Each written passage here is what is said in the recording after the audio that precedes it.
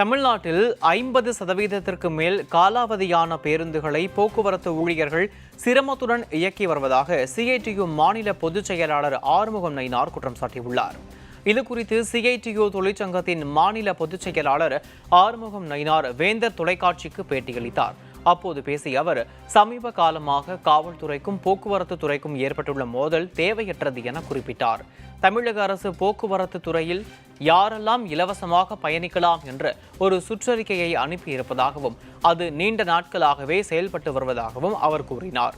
மேலும் பேசிய அவர், தமிழ்நாட்டில் 50% மேல் காலாவதியான பேருந்துகளை போக்குவரத்து ஊழியர்கள் இயக்கி வருவதாகவும் அரசு பேருந்தில் சீட் பெல்ட் இல்லாதது தெரிந்தே காவல்துறையினர் அபராதம் விதிக்கிறார்கள் என அவர் குறிப்பிட்டுள்ளார். திமுக ஆட்சியில் 7500 பேருந்துகள் வாங்கப்பட்டிருக்க வேண்டும். ஆனால் தற்போது 800 பேருந்துகள் மட்டுமே வாங்கப்பட்டுள்ளதாக அவர் சுட்டிக்காட்டினார்.